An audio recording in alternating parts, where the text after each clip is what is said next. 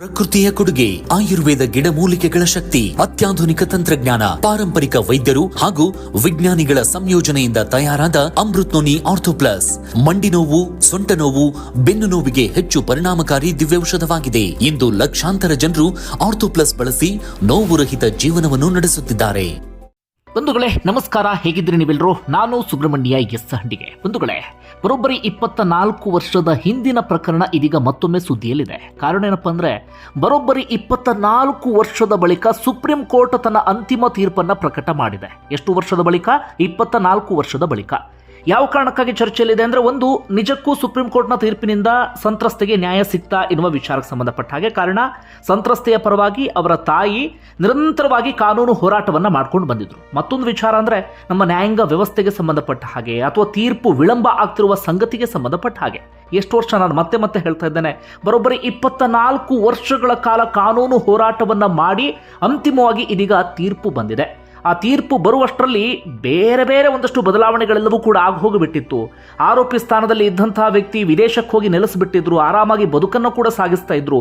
ಈಗ ಕೋರ್ಟ್ ಹೇಳ್ತಾ ಇದೆ, ಇಲ್ಲ, ಆರೋಪಿಗೆ ನಾವು ಶಿಕ್ಷೆಯನ್ನು ವಿಧಿಸ್ತಾ ಇದ್ದೇವೆ, ಆರೋಪಿ 4 ವಾರಗಳಲ್ಲಿ ಶರಣಾಗಬೇಕು ಅಂತ ಹೇಳಿ.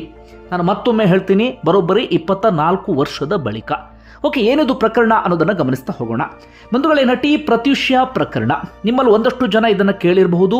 ಒಂದು ಸಮಯದಲ್ಲಿ ವಿಪರೀತ ಸದ್ದು ಮಾಡಿದಂಥ ಪ್ರಕರಣ ಇದು. ಅವಿಭಜಿತ ಆಂಧ್ರ ಪ್ರದೇಶದಲ್ಲಂತೂ ಸಿಕ್ಕಾಪಟ್ಟೆ ಸದ್ದು ಮಾಡಿತ್ತು ಈ ಪ್ರಕರಣ. ಕನ್ನಡದಲ್ಲಿ ನಟಿಸಬೇಕಾಗಿದ್ದಂಥ ನಟಿ, ಅಷ್ಟೊತ್ತಿಗಾಗಲೇ ತೆಲುಗು ಹಾಗೆ ತಮಿಳಿನಲ್ಲಿ ಸ್ಟಾರ್ ಪಟ್ಟವನ್ನು ಗಿಟ್ಟಿಸಿಕೊಂಡಿದ್ದಂಥ ನಟಿ ಕೇವಲ 20 ವರ್ಷಕ್ಕೆ ಅನುಮಾನಾಸ್ಪದ ರೀತಿಯಲ್ಲಿ ಸಾವನ್ನಪ್ಪಿದ್ರು. ಆ ಅನುಮಾನಾಸ್ಪದ ಸಾವಿಗೆ ಸಂಬಂಧಪಟ್ಟ ಹಾಗೆ ನಟಿಯ ತಾಯಿ ಕಾನೂನು ಹೋರಾಟವನ್ನ ಮಾಡ್ಕೊಂಡು ಬರ್ತಾ ಇದ್ರು. ನಟಿಯ ತಾಯಿಯ ಆರೋಪ ಇದ್ದಿದ್ದೇನಪ್ಪ ಅಂದ್ರೆ, ನನ್ನ ಮಗಳ ಮೇಲೆ ಸಾಮೂಹಿಕವಾಗಿ ಒಂದಷ್ಟು ಮಂದಿ ಎರಗಿದ್ದಾರೆ, ಅದರಲ್ಲಿ ರಾಜಕೀಯ ಪ್ರಭಾವಿಗಳು ಕೂಡ ಇದ್ದಾರೆ, ಅಂತಿಮವಾಗಿ ಕತ್ತನ್ನ ಹಿಸುಕಿ ಆಕೆಯ ಪ್ರಾಣವನ್ನು ತೆಗೆದಿದ್ದಾರೆ ಎನ್ನುವ ರೀತಿಯಲ್ಲಿ ಅವರು ಹೋರಾಟವನ್ನ ಮಾಡ್ಕೊಂಡು ಬರ್ತಾ ಇದ್ರು. ಆದರೆ ಸುಪ್ರೀಂ ಕೋರ್ಟ್ನಲ್ಲಿ ಬೇರೆ ರೀತಿಯಾದಂಥ ತೀರ್ಪು ಬಂತು. ಪ್ರಕರಣದ ಒಂದಷ್ಟು ವಿವರವನ್ನು ಗಮನಿಸ್ತಾ ಹೋಗೋಣ, ಯಾಕಂದ್ರೆ ಬಹಳ ಸದ್ದು ಮಾಡ್ತಿರುವಂಥ ಪ್ರಕರಣ, ಇದರಿಂದ ನಾವು ಕಲಿಯೋದು ಕೂಡ ಸಾಕಷ್ಟು ಇರುತ್ತೆ. ಬಂಧುಗಳೇ, ಪ್ರತ್ಯೂಷಾ ನಾನಾಗಲೇ ಹೇಳಿದ ಹಾಗೆ ಮೂಲತಃ ಆಂಧ್ರ ಪ್ರದೇಶದ ನಟಿ. ಕಾಲೇಜಿನಲ್ಲಿ ಇದ್ದಂಥ ಸಂದರ್ಭದಲ್ಲೇ ಸಿನಿಮಾದಲ್ಲಿ ಅವಕಾಶ ಸಿಗುತ್ತೆ. ತಂದೆ ಬ್ಯಾಂಕ್ ಒಂದರಲ್ಲಿ ಕೆಲಸ ಮಾಡ್ತಾ ಇದ್ರೆ, ತಾಯಿ ಸ್ಕೂಲ್ ಟೀಚರ್ ಆಗಿ ಕೆಲಸವನ್ನು ಮಾಡ್ತಿರ್ತಾರೆ. ಆರಂಭದಲ್ಲಿ ತಂದೆ ತಾಯಿ ಮಗಳ ಸಿನಿಮಾ ಇಂಡಸ್ಟ್ರಿ ಎಂಟ್ರಿಗೆ ಒಪ್ಪಿರಲಿಲ್ಲ. ಸಿನಿಮಾ ಇಂಡಸ್ಟ್ರಿ ಅಂದಾಗ ಹಾಗಾಗ್ಬೋದು ಹೀಗಾಗ್ಬೋದು ಅಂತ ಆಲೋಚನೆ ಮಾಡಿರ್ತಾರೆ. ಆದರೆ ತುಂಬ ಜನ ನಿರ್ದೇಶಕರು ಒತ್ತಾಯಿಸಿದಂಥ ಕಾರಣಕ್ಕಾಗಿ ಅವರು ಒಪ್ಕೊಳ್ತಾರೆ. ಅಂತಿಮವಾಗಿ ಪ್ರತ್ಯೂಷಾ ಸಿನಿಮಾ ಇಂಡಸ್ಟ್ರಿಗೆ ಎಂಟ್ರಿ ಕೊಟ್ಟಂತಾಗುತ್ತೆ, ತುಂಬ ಚಿಕ್ಕ ವಯಸ್ಸಿಗೆ, ಅಂದರೆ PUC ಓದ್ತಾ ಇದ್ದಂಥ ಸಂದರ್ಭದಲ್ಲೇ. ನೋಡ್ತಾ ಇದ್ದ ಹಾಗೆ ಸ್ಟಾರ್ ನಟರ ಜೊತೆಗೆ ಅಭಿನಯಿಸೋಕೆ ಶುರು ಮಾಡ್ಕೊಳ್ತಾರೆ. ಸಾಲು ಹಿಟ್ ಸಿನಿಮಾಗಳನ್ನು ಕೂಡ ಕೊಡ್ತಾ ಹೋಗ್ತಾರೆ. ಆರಂಭದಲ್ಲಿ ತೆಲುಗು ಎಂಟ್ರಿ, ಅದಾದ ಬಳಿಕ ತಮಿಳಿನಲ್ಲೂ ಕೂಡ ಸದ್ದು ಮಾಡ್ತಾರೆ.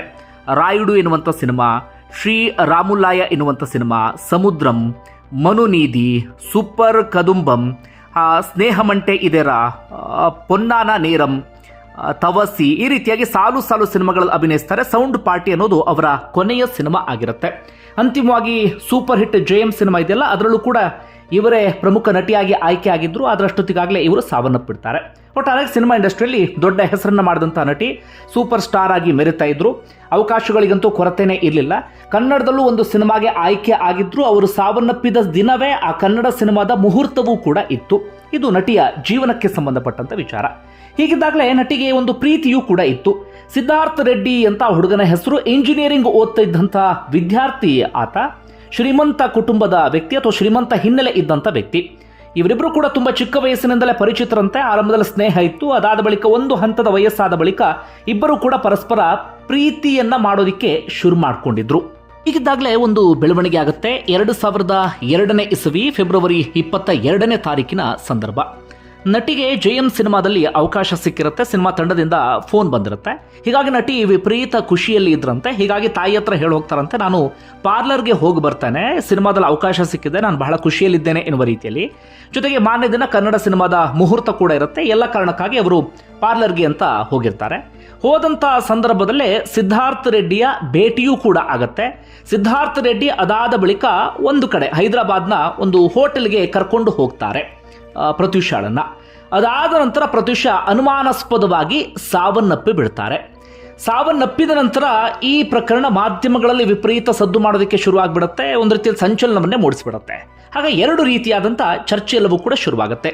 ಏನು ಒಂದು ಆ್ಯಂಗಲ್ನ ಚರ್ಚೆ ಏನು, ಅಥವಾ ಆನಂತರ ಕಾನೂನು ಹೋರಾಟ ಅಥವಾ ಕಾನೂನು ಪ್ರಕ್ರಿಯೆಗಳಾಯ್ತಲ್ಲ, ಆ ಸಂದರ್ಭದಲ್ಲಿ ಮುನ್ನೆಲೆಗೆ ಬಂದಂಥ ಒಂದು ವಾದ ಏನಪ್ಪ ಅಂದರೆ, ಅವತ್ತು ಸಿದ್ಧಾರ್ಥ ರೆಡ್ಡಿ ಹೋಟೆಲ್ಗೆ ಕರ್ಕೊಂಡು ಹೋಗ್ತಾರಂತೆ. ಕರ್ಕೊಂಡು ಹೋಗಿ ಒಂದಷ್ಟು ಹೊತ್ತುಗಳ ಕಾಲ ಇಬ್ಬರು ಮಾತಾಡ್ತಾರಂತೆ. ಮಾತಾಡಿದ ಬಳಿಕ ಸಿದ್ಧಾರ್ಥ ರೆಡ್ಡಿ ಪ್ರತ್ಯುಷಾ ಬಳಿ ಹೇಳ್ತಾರಂತೆ, ನಮ್ಮ ಮನೇಲಿ ಒಪ್ಕೊಳ್ತಾ ಇಲ್ಲ. ಒಂದು ಶ್ರೀಮಂತ ಹಿನ್ನೆಲೆ, ಸ್ಟಾರ್ ನಟಿ ಆಗಿದ್ರೂ ಕೂಡ ಆ ನಟಿಗಿಂತಲೂ ಕೂಡ ಸಿದ್ಧಾರ್ಥ ರೆಡ್ಡಿ ವಿಪರೀತ ಶ್ರೀಮಂತ ವ್ಯಕ್ತಿ. ಜೊತೆಗೆ ಇಬ್ಬರ ಜಾತಿಯೂ ಕೂಡ ಬೇರೆ ಆಗಿರುತ್ತೆ. ಜೊತೆಗೆ ಪ್ರತ್ಯುಷಾ ಸಿನಿಮಾ ಇಂಡಸ್ಟ್ರಿಯ ಹೆಣ್ಮಗಳು ಎನ್ನುವ ಕಾರಣಕ್ಕಾಗಿ ಸಿದ್ಧಾರ್ಥ ರೆಡ್ಡಿಯ ಮನೆಯಲ್ಲಿ ಒಪ್ಕೊಳ್ತಾ ಇರಲಿಲ್ವಂತೆ. ಹಾಗೆ ಸಿದ್ಧಾರ್ಥ ರೆಡ್ಡಿಗೆ ತಾಯಿ ಬೆದರಿಕೆ ಹಾಕ್ತಿದ್ರಂತೆ, ನೀನು ನನ್ನನ್ನು ಮಾತನ್ನು ಮೀರಿ ಏನಾದರೂ ಆ ಹುಡುಗಿಯನ್ನು ಮದುವೆ ಆದರೆ ನಾನಂತೂ ಉಳಿಯಲ್ಲ, ನಾನು ಪ್ರಾಣ ಕಳ್ಕೊಳ್ತೀನಿ ಅಂತ ಹೇಳಿ. ಹೀಗಾಗಿ ಸಿದ್ಧಾರ್ಥ ರೆಡ್ಡಿ ಪ್ರತ್ಯುಷಾ ಬಳಿ ಹೇಳ್ತಾರಂತೆ, ನನಗೆ ನಿನ್ನನ್ನು ಬಿಟ್ಟಿರೋದಕ್ಕೆ ಸಾಧ್ಯ ಆಗೋದಿಲ್ಲ, ಹೀಗಾಗಿ ಇಬ್ಬರಿಗೂ ಉಳಿದಿರೋದು ಒಂದೇ ದಾರಿ, ಇಬ್ಬರು ಒಟ್ಟಿಗೆ ಪ್ರಾಣ ಕಳ್ಕೊಂಡು ಬಿಡೋಣ ಅಂತ ಹೇಳಿ. ಪ್ರತ್ಯುಷಾ ಕೂಡ ಅದಕ್ಕೆ ಒಪ್ಪಿಗೆಯನ್ನು ಸೂಚಿಸ್ತಾರಂತೆ. ಅದಾದ ಬಳಿಕ ಸಾಫ್ಟ್ ಡ್ರಿಂಕ್ಗೆ ವಿಷಕಾರಿ ಯಾವುದೋ ಒಂದು ಇದನ್ನು ಬೆರೆಸಿಬಿಟ್ಟು ಇಬ್ಬರು ಕೂಡ ಅದನ್ನು ಕುಡಿತಾರೆ.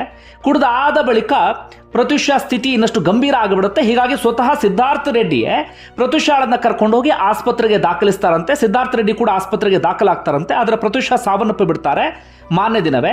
ಆದರೆ ಸಿದ್ಧಾರ್ಥ ರೆಡ್ಡಿ ಒಂದಷ್ಟು ದಿನಗಳ ಕಾಲ ಚಿಕಿತ್ಸೆಯ ಬಳಿಕ ಉಳ್ಕೊಂಡು ಬಿಡ್ತಾರೆ ಅನ್ನೋದು ಒಂದು ಕಡೆ ಇದ್ದಂಥ ವಾದ. ಓಕೆ, ಇದೇ ವಿಚಾರಕ್ಕೆ ಸಂಬಂಧಪಟ್ಟ ಹಾಗೆ ಕಾನೂನು ಪ್ರಕ್ರಿಯೆ ಅಂಥದ್ದೆಲ್ಲವೂ ಕೂಡ ನಡೆಯುತ್ತೆ. ಆದರೆ ಇತ್ತ ಪ್ರತ್ಯುಷಾ ತಾಯಿ ಬೇರೆ ರೀತಿಯಲ್ಲಿ ವಾದವನ್ನು ಮಾಡೋದಕ್ಕೆ ಶುರು ಮಾಡ್ಕೊಳ್ತಾರೆ. ಅವರ ತಾಯಿ ಹೆಸರು ಸರೋಜಿನಿ ಅಂಥೇಳಿ.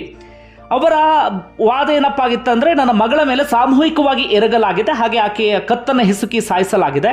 ಅದಾದ ನಂತರ ಆಕೆಯ ಸಾವನ್ನು ಬೇರೆ ರೀತಿಯಲ್ಲಿ ಬಿಂಬಿಸುವಂಥ ಕಾರಣಕ್ಕಾಗಿ ಕೊನೆಯ ಕ್ಷಣದಲ್ಲಿ ಒತ್ತಾಯಪೂರ್ವಕವಾಗಿ ವಿಷ ಸೇವನೆಯನ್ನು ಮಾಡಿಸಲಾಗಿದೆ ಅನ್ನೋದು ಅವ್ರ ವಾದ ಆಗಿತ್ತು. ಅವರು ಆ ರೀತಿಯಾಗಿ ವಾದ ಮಾಡೋದಕ್ಕೆ ಕಾರಣ ಏನಪ್ಪ ಅಂದರೆ, ಒಂದು ಅವರು ಹೇಳ್ತಾ ಇದ್ದಿದ್ದು, ಅವತ್ತು ಬಹಳ ಖುಷಿಯಾಗಿ ಮನೆಯಿಂದ ಹೋಗಿದ್ದಾಳೆ, ಸಿನಿಮಾ ಅವಕಾಶ ಸಿಕ್ತು ಎನ್ನುವ ಕಾರಣಕ್ಕಾಗಿ. ಹೀಗಿದ್ದಾಗ ಹೋಗಿ ಆಕೆ ವಿಷ ಸೇವನೆ ಮಾಡ್ತಾಳೆ ಅಂದರೆ ನಂಬೋದಕ್ಕೆ ಸಾಧ್ಯ ಇಲ್ಲ ಅಂತ ಒಂದು ವಾದ. ಮತ್ತೊಂದು, ಆಕೆ ಆ ರೀತಿಯಾದಂಥ ಮನಸ್ಥಿತಿಯಲ್ಲಿ ಇರಲೇ ಇಲ್ಲ, ಅಷ್ಟು ವೀಕ್ ಮೈಂಡೆಡ್ ಆಗಿರಲಿಲ್ಲ, ಸೂಪರ್ ಸ್ಟಾರ್ ನಟಿ ಆಗಿದ್ಲು, ಸಾಕಷ್ಟು ಅಭಿಮಾನಿಗಳನ್ನು ಹೊಂದಿದ್ಲು, ಸಿನಿಮಾ ಇಂಡಸ್ಟ್ರಿಯಲ್ಲಿ ಬೇಕಾದಷ್ಟು ಕಾಂಟ್ಯಾಕ್ಟ್ ಇತ್ತು. ಹೀಗಿದ್ದಂಥ ನಟಿ ಓರ್ವ ಹುಡುಗನಿಗೋಸ್ಕರ ದಿಢೀರಂತ ಸಾಯೋದಕ್ಕೆ ಹೇಗೆ ಕಾರಣ ಅನ್ನೋದು ರೀತಿಯಲ್ಲೂ ಕೂಡ ತಾಯಿ ವಾದವನ್ನು ಮಾಡ್ತಾರೆ. ಅದೆಲ್ಲದಕ್ಕಿಂತಲೂ ಆ ಪ್ರಕರಣಕ್ಕೆ ಬಿಗ್ ಟ್ವಿಸ್ಟ್ ಸಿಕ್ಕಿದ್ದು ಹೇಗೆ ಅಂದರೆ, ಪೋಸ್ಟ್ ಮಾರ್ಟಮ್ ಮಾಡಿದಂಥ ಡಾಕ್ಟರ್ ಒಬ್ಬರ ವರದಿ, ಅವರ ಹೆಸರು ಮುನಿಸ್ವಾಮಿ ಅಂತ ಹೇಳಿ, ಡಾಕ್ಟರ್ ಮುನಿಸ್ವಾಮಿ ಅಂತ. ಅವರು ಮಾಧ್ಯಮಗಳಿಗೆ ಸಂದರ್ಶನವನ್ನೇ ಕೊಟ್ಟು ಬಿಡ್ತಾರೆ. ಅವರು ಇಂಥ ಸೂಕ್ಷ್ಮ ಪ್ರಕರಣದಲ್ಲಿ ಅವ್ರು ಏನು ಹೇಳ್ತಾರೆ ಅಂದರೆ, ಆ ನಟಿಯ ಮೇಲೆ ಸಾಮೂಹಿಕವಾಗಿ ಎರಗಿದ್ದು ಹೌದು, ಆ ನಟಿಯನ್ನ ಉಸಿರುಗಟ್ಟಿಸಿ ಸಾಯಿಸಲಾಗಿದೆ ಎನ್ನುವ ರೀತಿಯಲ್ಲಿ ಅವರೊಂದು ಪೋಸ್ಟ್ ಮಾರ್ಟಮ್ ವರದಿಯನ್ನು ಕೊಟ್ಟು ಬಿಡ್ತಾರೆ. ಇದೊಂದು ರೀತಿಯಲ್ಲಿ ಸಂಚಲನಕ್ಕೆ ಕಾರಣ ಆಗಿಬಿಡುತ್ತೆ. ಅದೇ ಆಧಾರದ ಮೇಲೆ ಜೊತೆಗೆ ಬೇರೆ ಬೇರೆ ಒಂದಷ್ಟು ಅನುಮಾನದ ಕಾರಣಕ್ಕಾಗಿ ನಟಿಯ ತಾಯಿ ಈ ರೀತಿಯಾಗಿ ವಾದವನ್ನು ಮಾಡೋದಕ್ಕೆ ಶುರು ಮಾಡ್ಕೊಳ್ತಾರೆ. ಸರಿಯಾದಂಥ ತನಿಖೆ ಆಗಬೇಕು ಎನ್ನುವ ರೀತಿಯಲ್ಲೂ ಕೂಡ ಒತ್ತಾಯಿಸ್ತಾರೆ. ಹೀಗಾಗಿ ಆ ಪ್ರಕರಣ ಇನ್ನು ಬೇರೆ ಬೇರೆ ರೂಪವನ್ನು ಪಡೆಯೋದಕ್ಕೆ ಶುರು ಮಾಡುತ್ತೆ. ಆಗಿನ ಸರ್ಕಾರ ಏನು ಮಾಡುತ್ತೆ ಅಂದರೆ, ಒಂದು ತಜ್ಞರ ಸಮಿತಿಯನ್ನು ಕೂಡ ರಚನೆ ಮಾಡುತ್ತೆ. ತಜ್ಞರ ಸಮಿತಿ ಹೇಳುತ್ತೆ, ಇಲ್ಲ, ಆ ಹೆಣ್ಣು ಮಗಳು ವಿಷ ಸೇವಿಸಿ ಸಾವನ್ನಪ್ಪಿದ್ದಾಳೆ, ಅದರ ಆಚೆಗೆ ಬೇರೆ ಏನೂ ಕೂಡ ಆಗಿಲ್ಲ ಅಂತ. ಆಗ ತಾಯಿ ಇನ್ನಷ್ಟು ಗಂಭೀರ ಆರೋಪ ಮಾಡೋದಕ್ಕೆ ಶುರು ಮಾಡ್ಕೊಳ್ತಾರೆ. ಈ ಸಿದ್ಧಾರ್ಥ ರೆಡ್ಡಿ ತನ್ನ ಒಂದಷ್ಟು ಫ್ರೆಂಡ್ಸ್ಗಳನ್ನು ಕರ್ಕೊಂಡು ಹೋಗಿ ಆಕೆಯನ್ನು ಬಳಸ್ಕೊಂಡಿದ್ದಾನೆ ಅನ್ನೋದು ತಾಯಿಯ ಆರೋಪ ಆಗಿರುತ್ತೆ. ಇದರಲ್ಲಿ ರಾಜಕೀಯ ವ್ಯಕ್ತಿಗಳ ಮಕ್ಕಳು ಕೂಡ ಇದ್ದಾರೆ. ಅವರೆಲ್ಲರೂ ಕೂಡ ಇರುವಂಥ ಕಾರಣಕ್ಕಾಗಿ ಪ್ರಕರಣದ ದಿಕ್ಕು ತಪ್ಪಿಸುವಂಥ ಕೆಲಸವನ್ನು ಮಾಡಲಾಗ್ತಿದೆ, ಅಥವಾ ಪ್ರಕರಣದ ಮುಚ್ಚ ಹಾಕುವಂಥ ಕೆಲಸವನ್ನು ಮಾಡಲಾಗ್ತಾ ಇದೆ. ಪೋಸ್ಟ್ ಮಾರ್ಟಮ್ ವರದಿ ಅಥವಾ ಆರಂಭದಲ್ಲಿ ಸೈಂಟಿಫಿಕ್ ಎವಿಡೆನ್ಸ್ಗಳು ಅಂತ ಏನಿರುತ್ತೆ ಅದೆಲ್ಲವನ್ನು ಕೂಡ ಟ್ಯಾಂಪರ್ ಮಾಡಲಾಗಿದೆ, ಅಂದರೆ ಬದಲಾಯಿಸಲಾಗಿದೆ ಅಥವಾ ಅದನ್ನು ತಿರುಚಲಾಗಿದೆ ಎನ್ನುವ ರೀತಿಯಲ್ಲೂ ಕೂಡ ತಾಯಿ ಗಂಭೀರವಾದಂಥ ಆರೋಪವನ್ನು ಮಾಡ್ತಾರೆ. ಇದೇ ಸಂದರ್ಭದಲ್ಲಿ DNA ವಿಶ್ಲೇಷಣೆ ಮಾಡಿದಂಥ ಮತ್ತೋರ್ವ ತಜ್ಞರು ಕೂಡ ಆ ಸಂದರ್ಭದಲ್ಲಿ ಮಾಧ್ಯಮಗಳಿಗೆ ಸಂದರ್ಶನ ಕೊಡುವಾಗ ಅವರು ಒಂದು ಸ್ಟೇಟ್ಮೆಂಟನ್ನು ಕೊಟ್ಟಿದ್ರು. ಅವ್ರು ಏನು ಹೇಳಿದ್ರು ಅಂದರೆ, ಈ ಹೆಣ್ಣು ಮಗಳಲ್ಲಿ ನಾವು ವಿಶ್ಲೇಷಣೆ ಮಾಡಿದಾಗ, DNA ವಿಶ್ಲೇಷಣೆ ಮಾಡಿದಾಗ ಪುರುಷ DNA ಪತ್ತೆಯಾಗಿದ್ದು ಹೌದು, ಆದರೆ ಒತ್ತಾಯಪೂರ್ವಕವಾಗಿ ಆಗಿದೆಯಾ ಅಥವಾ ಒಪ್ಪಿತ ಸಂಬಂಧವಾ ಅನ್ನೋದಕ್ಕೆ ಸಂಬಂಧಪಟ್ಟಾಗ ನಾವು ಹೇಳೋದಕ್ಕೆ ಸಾಧ್ಯ ಇಲ್ಲ. ಆದರೆ ಯಾರ್ಯಾರು ಆರೋಪಿತ ಸ್ಥಾನದಲ್ಲಿದ್ದಾರೋ ಅವರ ರಕ್ತದ ಮಾದರಿ ಕೂಡ ನಾವು ಟೆಸ್ಟ್ ಮಾಡಿದ್ವಿ, ರಕ್ತದ ಮಾದರಿ ಕೂಡ ನಮ್ಮ ಬಳಿ ಬಂದಿತ್ತು. ಆ ಸಂದರ್ಭದಲ್ಲಿ ಅವ್ರ್ಯಾರಿಗೂ ಕೂಡ ಮ್ಯಾಚ್ ಆಗಲಿಲ್ಲ, ಆದರೆ ಪುರುಷ DNA ಮಾತ್ರ ನಮಗೆ ಸಿಕ್ಕಿತ್ತು ಎನ್ನುವ ರೀತಿಯಲ್ಲೂ ಕೂಡ ಅವರೊಂದು ಹೇಳಿಕೆಯನ್ನು ಕೊಟ್ಬಿಟ್ಟಿದ್ರು. ಅದು ಕೂಡ ನಾನಾ ರೀತಿಯಲ್ಲಿ ಚರ್ಚೆಗೂ ಕೂಡ ಗ್ರಾಸವಾಗಿತ್ತು. ಈ ರೀತಿಯಾಗಿ ಪ್ರಕರಣ ತೀರಾ ಒಂದು ರೀತಿಯಲ್ಲಿ ಗೋಜಲು ಸಿಕ್ಕಾಪಟ್ಟೆ ಗೊಂದಲ ಎಲ್ಲವೂ ಕೂಡ ಇತ್ತು. ಹೀಗಾಗಿ ಅಂತಿಮವಾಗಿ ಪ್ರಕರಣ CBI ತನಿಖೆಯ ಹಂತದವರೆಗೂ ಕೂಡ ಹೋಗಿಬಿಡುತ್ತೆ. CBI ಈ ವೈದ್ಯಕೀಯ ವರದಿ ಅಥವಾ ಒಂದಷ್ಟು ಬೇರೆ ಬೇರೆ ಸಾಕ್ಷಿಗಳ ಆಧಾರದ ಮೇಲೆ CBI ಏನು ಹೇಳುತ್ತೆ ಅಂದರೆ, ಇಲ್ಲ, ಇಲ್ಲಿ ಬೇರೆ ಏನೂ ಕೂಡ ಆಗಿಲ್ಲ, ವಿಷ ಸೇವಿಸಿಯೇ ಆಕೆ ಸಾವನ್ನಪ್ಪಿದ್ದಾಳೆ. ಆದರೆ ವಿಷ ಸೇವನೆಗೆ ಪ್ರಚೋದನೆಯನ್ನು ಕೊಟ್ಟಂತವನು ಸಿದ್ಧಾರ್ಥ ರೆಡ್ಡಿ, ಆತ ಆರೋಪಿ ಎನ್ನುವ ರೀತಿಯಲ್ಲಿ CBI ಹೇಳುತ್ತೆ. ಅಂದರೆ ಸಿದ್ಧಾರ್ಥ ರೆಡ್ಡಿ ಮತ್ತೆ ಆತನ ಗ್ಯಾಂಗ್ ಇನ್ನೇನೋ ಮಾಡಿದ್ದಾರೆ ಅನ್ನೋದಕ್ಕೆ ಸಾಕ್ಷ್ಯಾಧಾರಗಳಿಲ್ಲ, ಆದರೆ ಸಿದ್ಧಾರ್ಥ ರೆಡ್ಡಿಯ ಪ್ರಚೋದನೆಯ ಆಧಾರದ ಮೇಲೆ ಈಕೆ ವಿಷವನ್ನು ಸೇವಿಸಿದ್ದಾಳೆ ಅನ್ನೋದು ಮಾತ್ರ ಕನ್ಫರ್ಮ್ ಅನ್ನುವ ರೀತಿಯಲ್ಲಿ CBI ಹೇಳುತ್ತೆ. ಇದರ ನಡುವೆ ಈ ಆರೋಪಿ ಸ್ಥಾನದಲ್ಲಿದ್ದಂಥ ಸಿದ್ಧಾರ್ಥ ರೆಡ್ಡಿ ಒಮ್ಮೆ ಕೋರ್ಟ್ನಲ್ಲಿ ಒಂದು ಸ್ಟೇಟ್ಮೆಂಟ್ ಕೊಟ್ಬಿಡ್ತಾರೆ. ಏನಂತ, ಪ್ರತ್ಯೂಷಗೂ ನನಗೂ ಯಾವ ಸಂಬಂಧವೂ ಇಲ್ಲ, ನನಗೆ ಪರಿಚಯನೇ ಇಲ್ಲ, ನಾನಿದು ಯಾವುದಕ್ಕೂ ಕೂಡ ಕಾರಣ ಅಲ್ಲ ಎನ್ನುವ ರೀತಿಯಲ್ಲೂ ಕೂಡ ಆತ ಒಂದು ಸ್ಟೇಟ್ಮೆಂಟನ್ನು ಕೊಟ್ಬಿಡ್ತಾನೆ. ಇದು ಆತನ ಮೇಲೆ ಇನ್ನಷ್ಟು ಅನುಮಾನಕ್ಕೂ ಕೂಡ ಕಾರಣ ಆಗಿಬಿಡುತ್ತೆ. ಈತ ಇಲ್ಲಿ ಬಂದು ಹೀಗೆ ಸುಳ್ಳು ಹೇಳ್ತಿದ್ದಾನೆ, ಇದು ನೋಡ್ತಾ ಇದ್ರೆ ಆತ ಇನ್ನೇನೋ ಮಾಡಿರುವಂಥ ಚಾನ್ಸಸ್ ಇದೆ ಎನ್ನುವ ರೀತಿಯಲ್ಲಿ, ಕಣ್ಣಿಗೆ ಕಾಣುವ ರೀತಿಯಲ್ಲಿ ಆತನೇ ಆಸ್ಪತ್ರೆಗೆ ದಾಖಲಿಸಿದ್ದಾನೆ, ಆತನು ಕೂಡ ಆಸ್ಪತ್ರೆ ಚಿಕಿತ್ಸೆಗೋಸ್ಕರ ದಾಖಲಾಗಿದ್ದ. ಹೀಗಿರುವಾಗ ಕೋರ್ಟ್ ಬಂದು ಈ ರೀತಿಯಾಗಿ ಸ್ಟೇಟ್ಮೆಂಟ್ ಕೊಡ್ತಿದ್ದಾನಲ್ಲ ಎನ್ನುವ ವಿಚಾರವೂ ಕೂಡ ಸಾಕಷ್ಟು ಚರ್ಚೆಗೆ ಗ್ರಾಸವಾಗಿತ್ತು. ಅಂತಿಮವಾಗಿ ಕೋರ್ಟ್ ಏನು ತೀರ್ಪು ಕೊಡುತ್ತೆ ಅಂದರೆ, ಕೆಳ ಹಂತದ ನ್ಯಾಯಾಲಯ ಸಿದ್ಧಾರ್ಥ ರೆಡ್ಡಿ ಆರೋಪಿ, 5 ವರ್ಷ ಆತನಿಗೆ ಶಿಕ್ಷೆ ಎನ್ನುವ ರೀತಿಯಲ್ಲಿ ತೀರ್ಪನ್ನು ಕೊಡುತ್ತೆ. ಆಗಲೂ ಕೂಡ ಕೆಲ ಹಂತ ನ್ಯಾಯಾಲಯ ಹೇಳಿದ್ದೇನಪ್ಪ ಅಂದರೆ, ಬೇರೆ ಏನೂ ಆಗಿಲ್ಲ, ಆದರೆ ವಿಷ ಸೇವನೆಗೆ ಆತ ಪ್ರಚೋದನೆ ಕೊಟ್ಟಿದ್ದಾನೆ ಎನ್ನುವಂಥ ರೀತಿಯಲ್ಲಿ. ಅದಾದ ಬಳಿಕ ಸಿದ್ಧಾರ್ಥ ರೆಡ್ಡಿ ಹೈಕೋರ್ಟ್ ಮೊರೆ ಹೋಗ್ತಾನೆ. ಹೈಕೋರ್ಟ್ ಶಿಕ್ಷೆಯನ್ನು ಕಡಿತಗೊಳಿಸಿ ಕೇವಲ 2 ವರ್ಷಕ್ಕೆ ಸೀಮಿತಗೊಳಿಸುತ್ತೆ. ಅಂತಿಮವಾಗಿ ಅದನ್ನೂ ಕೂಡ ಪ್ರಶ್ನೆ ಮಾಡಿ ಆತ ಏನು ಮಾಡ್ತಾನೆ ಅಂದರೆ, ಸುಪ್ರೀಂ ಕೋರ್ಟ್ ಮೊರೆ ಹೋಗ್ತಾನೆ. ಈತ ಈ ನಟಿಯ ತಾಯಿಯೂ ಕೂಡ ಸುಪ್ರೀಂ ಕೋರ್ಟ್ ಮೊರೆ ಹೋಗ್ತಾರೆ. ನನ್ನ ಮಗಳ ಮೇಲೆ ಸಾಮೂಹಿಕವಾಗಿ ಎರಗಿದ್ದಾರೆ, ಉಸಿರುಗಟ್ಟಿಸಿ ಸಾಯಿಸಿದ್ದಾರೆ ಅಂತ ಹೇಳಿ. ಆರೋಪಿ ಸ್ಥಾನದಲ್ಲಿದ್ದಂಥ ವ್ಯಕ್ತಿ ಸುಪ್ರೀಂ ಕೋರ್ಟ್ಗೆ ಯಾಕೆ ಹೋಗ್ತಾರೆ ಅಂದರೆ, ನನ್ನ ಶಿಕ್ಷೆಯನ್ನು ಸಂಪೂರ್ಣವಾಗಿ ರದ್ದುಗೊಳಿಸಬೇಕು ಎನ್ನುವ ರೀತಿಯಲ್ಲಿ ಅವರು ಕೂಡ ಸುಪ್ರೀಂ ಕೋರ್ಟ್ಗೆ ಹೋಗ್ತಾರೆ.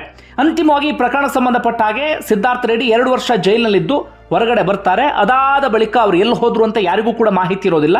ಸಿಕ್ಕಿರುವಂಥ ಮಾಹಿತಿಯ ಪ್ರಕಾರ ವಿದೇಶಕ್ಕೆ ಹೋಗಿದ್ರಂತೆ, ಮದುವೆ ಆಗಿ ಅಲ್ಲೇ ಏನೋ ಸೆಟ್ಲ್ ಆಗಿದ್ರಂತೆ. ಅಂತಿಮವಾಗಿ ಇಷ್ಟೆಲ್ಲ ಗೋಜಲು, ಗೊಂದಲ, ವಾದ ಪ್ರತಿವಾದ ನಡುವೆ, ಮಾಧ್ಯಮಗಳ ಸುದ್ದಿಯ ನಡುವೆ, ಸಂಚಲನದ ನಡುವೆ, ನಾನಾ ರೀತಿಯಾದಂಥ ಸ್ಟೇಟ್ಮೆಂಟ್ಗಳ ನಡುವೆ ಸುಪ್ರೀಂ ಕೋರ್ಟ್ ತನ್ನ ಅಂತಿಮ ತೀರ್ಪನ್ನು ಪ್ರಕಟ ಮಾಡಿದೆ.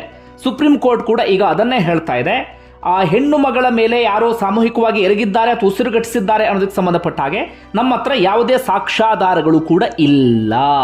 ಜೊತೆಗೆ ಪ್ರಕರಣ ಸುದೀರ್ಘ ಅವಧಿಯನ್ನು ಹಿಡಿದು ಬಿಟ್ಟಿದೆ, ತುಂಬ ವಿಳಂಬ ಆಗಿಬಿಟ್ಟಿದೆ. ಹೀಗಾಗಿ ಅದಕ್ಕೆ ಸಂಬಂಧಪಟ್ಟ ಹಾಗೆ ಈಗ ಯಾವುದೋ ಸಾಕ್ಷ್ಯಾಧಾರಗಳನ್ನು ಕಲೆ ಹಾಕೋದಿಕ್ಕೆ ಸಾಧ್ಯ ಇಲ್ಲ. ಈಗ ಇರುವಂಥ ಮಾಹಿತಿಯ ಪ್ರಕಾರವಾಗಿ ಆಕೆಯ ಸಾವಿಗೆ ಕಾರಣ ಇದೆ ಸಿದ್ಧಾರ್ಥ ರೆಡ್ಡಿ, ಆದರೆ ಆತ ಪ್ರಚೋದನೆಯನ್ನು ಕೊಟ್ಟಿದ್ದಾನೆ ಎನ್ನುವ ರೀತಿಯಲ್ಲಿ ಹೇಳ್ತಾ ಇದೆ ಸುಪ್ರೀಂ ಕೋರ್ಟ್. ಅಷ್ಟು ಮಾತ್ರ ಅಲ್ಲ, ಆತ ಉಳಿದಂಥ ಅವಧಿಗೆ ಶಿಕ್ಷೆಯನ್ನು ಅನುಭವಿಸಬೇಕು. ಅಂದರೆ 5 ವರ್ಷ ಕೆಳ ಹಂತ ನ್ಯಾಯಾಲಯ ಶಿಕ್ಷೆಯನ್ನು ಪ್ರಕಟ ಮಾಡಿತ್ತಲ್ಲ, ಅದನ್ನು ಸುಪ್ರೀಂ ಕೋರ್ಟ್ ಇದಕ್ಕೆ ಎತ್ತಿ ಹಿಡಿದಿದೆ. ಹೀಗಾಗಿ ಸಿದ್ಧಾರ್ಥ ರೆಡ್ಡಿ 2 ವರ್ಷ ಶಿಕ್ಷೆ ಅನುಭವಿಸಾಗಿದೆ, ಉಳಿದ ಅವಧಿಯ ಶಿಕ್ಷೆಯನ್ನು ಅನುಭವಿಸಬೇಕು. ಹೀಗಾಗಿ 4 ವಾರಗಳಲ್ಲಿ ಆತ ಸರೆಂಡರ್ ಆಗಬೇಕು ಎನ್ನುವ ರೀತಿಯಲ್ಲಿ ಇದೀಗ ಸುಪ್ರೀಂ ಕೋರ್ಟ್ ತನ್ನ ತೀರ್ಪನ್ನು ಪ್ರಕಟ ಮಾಡಿದೆ. ಮತ್ತೊಮ್ಮೆ ಇದೀಗ ಚರ್ಚೆ, ವಾದ ಪ್ರತಿವಾದ ಶುರುವಾಗಿದೆ. ನಿಜಕ್ಕೂ ಸಂತ್ರಸ್ತೆಗೆ ನ್ಯಾಯ ಸಿಗ್ತಾ ಏನು ಎನ್ನುವಂಥ ರೀತಿಯಲ್ಲಿ ಮತ್ತೊಂದು ನ್ಯಾಯಾಂಗದ ವಿಳಂಬ ನೀತಿಗೆ ಸಂಬಂಧಪಟ್ಟ ಹಾಗೆ. ಬಂಧುಗಳೇ, ನಿಮ್ಗೆ ಏನಿಸ್ತದೆ ಕಮೆಂಟ್ ಬಾಕ್ಸಲ್ಲಿ ಮೆನ್ಷನ್ ಮಾಡಿ. ಧನ್ಯವಾದ ವಿಡಿಯೋ ನೋಡಿದ್ದಕ್ಕಾಗಿ.